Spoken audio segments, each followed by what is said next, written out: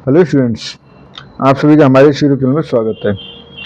Students, हम linear algebra का paper solve कर रहे थे और क्वेश्चन नंबर 5C पे हम पहुंच चुके हैं। क्वेश्चन नंबर 5C आपको आपकी स्क्रीन पे शो हो रहा है। ठीक है, इसको हमें सॉल्व करना है, तो सॉल्यूशन चालू करते हैं। ठीक है, तो इसमें सॉल्यूशन से पहले कुछ रिलेटेड बेसिक्स टर्म्स जो हैं वो समझ लेते हैं कि क्या क्या बेसिक हमें पता होना चाहिए क्वेश्चन को सॉल्व करने से पहले।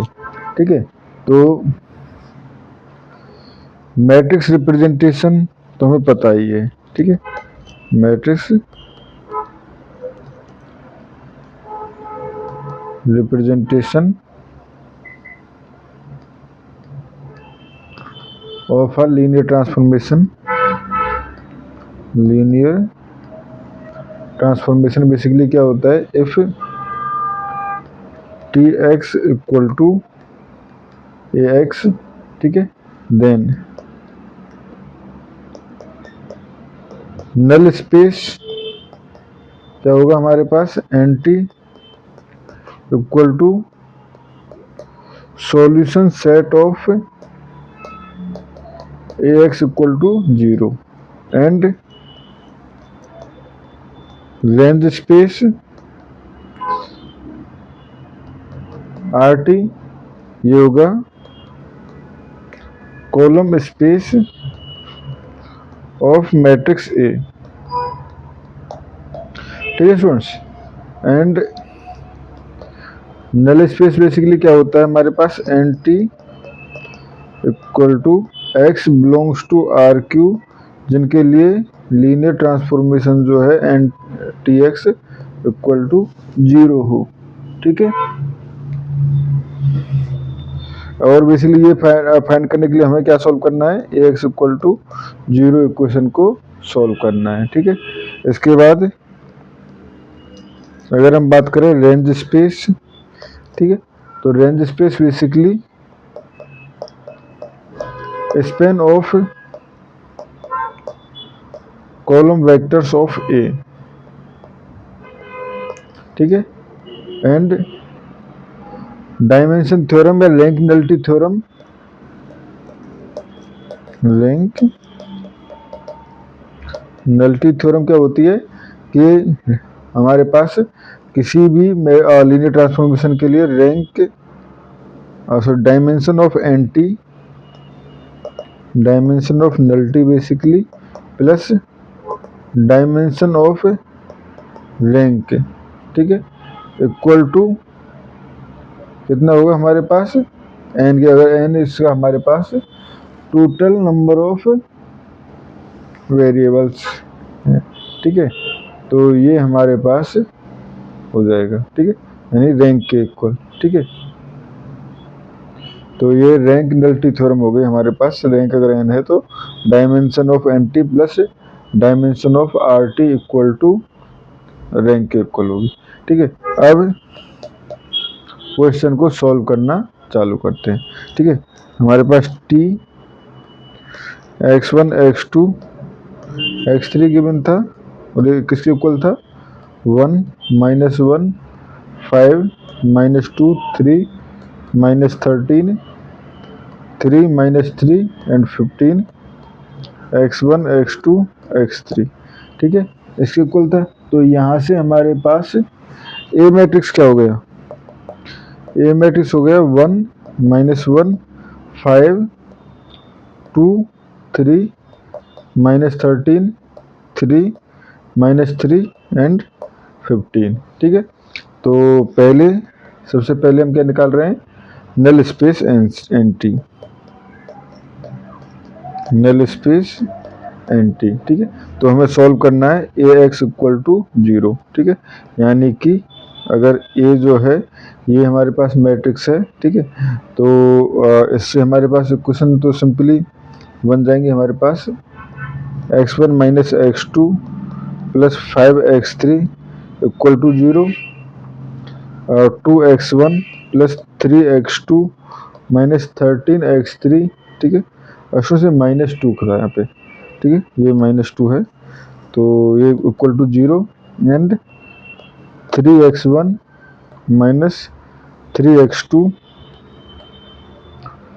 Plus 5x3 equal to 0। ठीक है, ये हमारे पास इसको बन गया।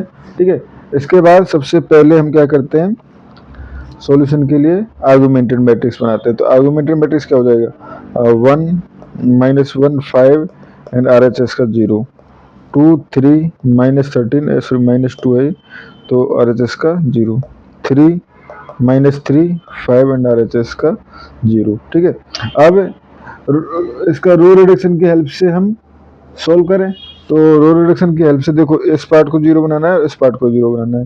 तो R2 tends to R2 plus 2R1, ठीक है, से 0 बन जाएगा, and R3 tends to R3 minus 3R1 से 0 बन जाएगा। ठीक है, तो दोनों रो ऑपरेशन लगाए हम, तो फर्स्ट में तो कोई चेंज नहीं होगा, 1 -1 5 एंड 0। ठीक है, यहाँ पे हो जाएगा हमारे पास 0।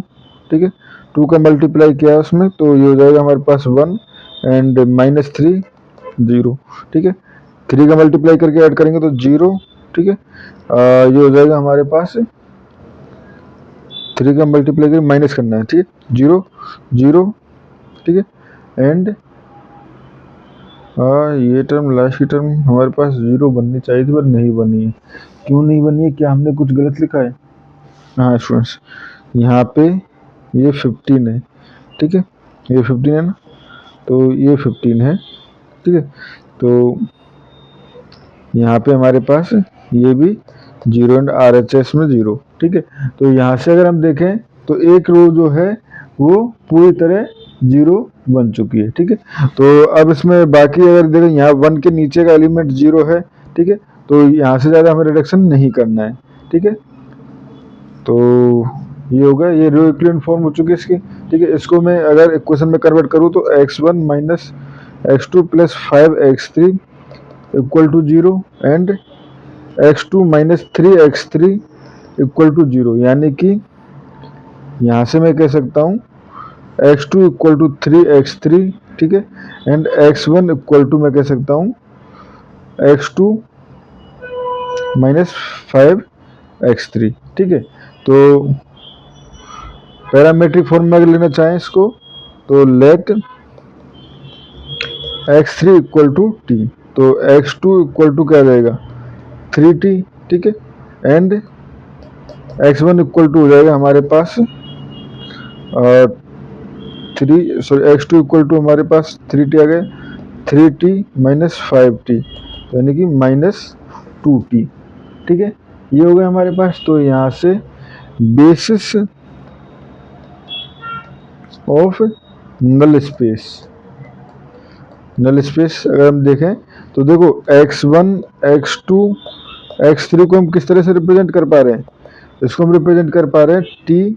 ठीक है, टी को बाहर लिख दें, x1 यानी कि -2 and x3 and 1।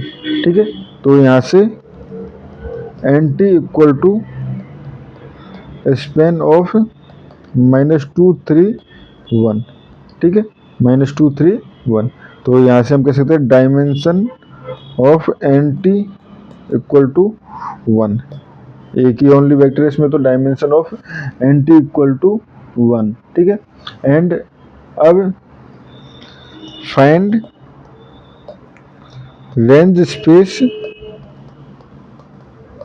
Of RT। ठीक है, अब रेंज स्पेस ऑफ RT देखें तो अगर हम देखें पहले कॉलम ऑफ मैट्रिक्स A। ठीक है, तो C1 एंड फर्स्ट कॉलम जो था वो था 1 -2 एंड 3।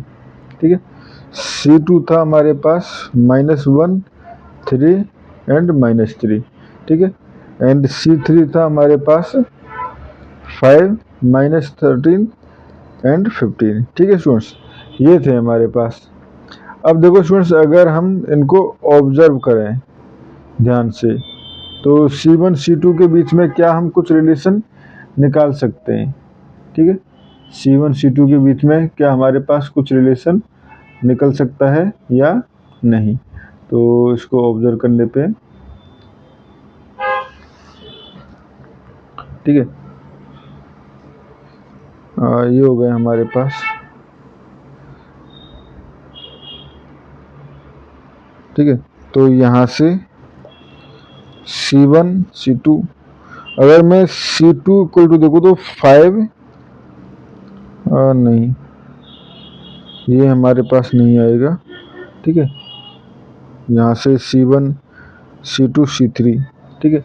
यहाँ पे हमारे पास एक स्पेस हम निकालने की कोशिश कर रहे हैं। ठीक है, तो चलो ये नहीं, कोई दिक्कत नहीं है। बट हमें रैंक तो पता है, रैंक जो है वो हमारे पास कितनी थी 2, जो कि हमारे पास यहाँ पे मैट्रिक स्पेस में निकली थी। ठीक है, मैट्रिक स्पेस में जो रैंक निकली थी वो थी हमारे पास 2। ठीक है, तो dimension of R T equal to 2। ठीक है, यहाँ पे हमारे पास वेक्टर में जो हमने बाइट में चेंज किया था इसमें, तो देखो 2 नॉन जीरो आए थे। ठीक है, तो यहाँ से हम कह सकते हैं dimension of R T equal to 2। ठीक है, dimension of R T equal to 2। ठीक है, ये हो गया हमारे पास। नाउ अब हमें लिखने हैं बेसिस फॉर आर टी।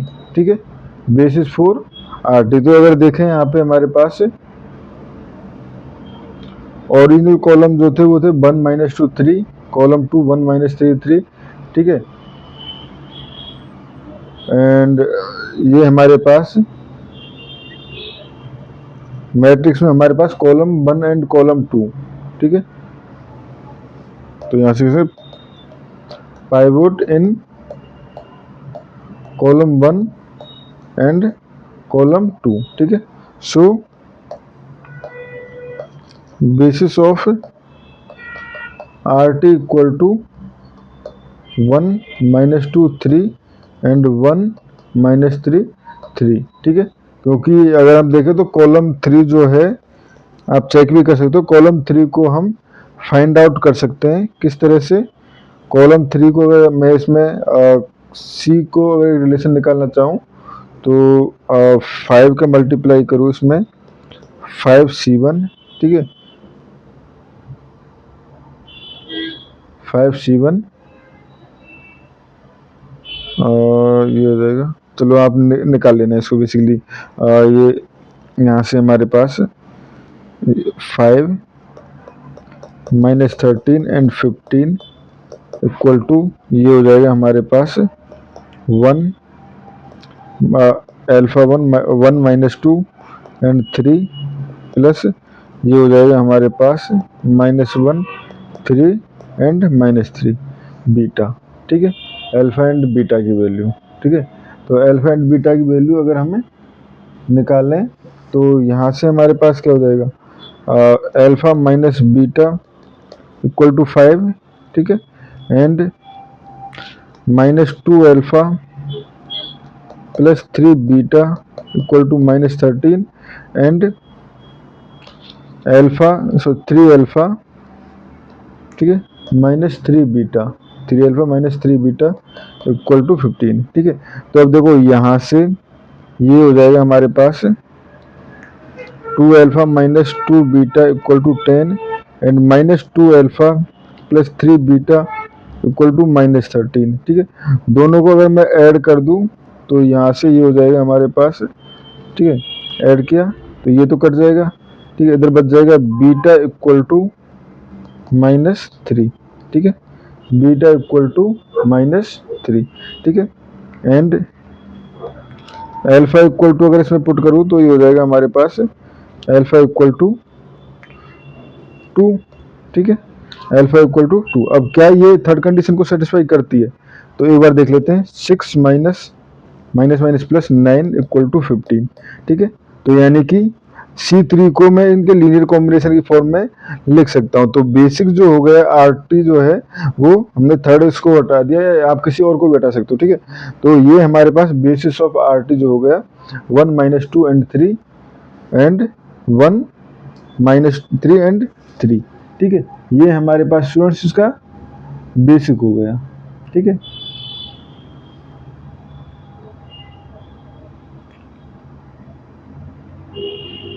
ठीक है, तो यहाँ से हम कह सकते हैं dimension of R T equal to, ठीक है, dimension of R T equal to 2, ठीक है, dimension of R T equal to, यहाँ से हमारे पास 2 हो चुकी है, ठीक है।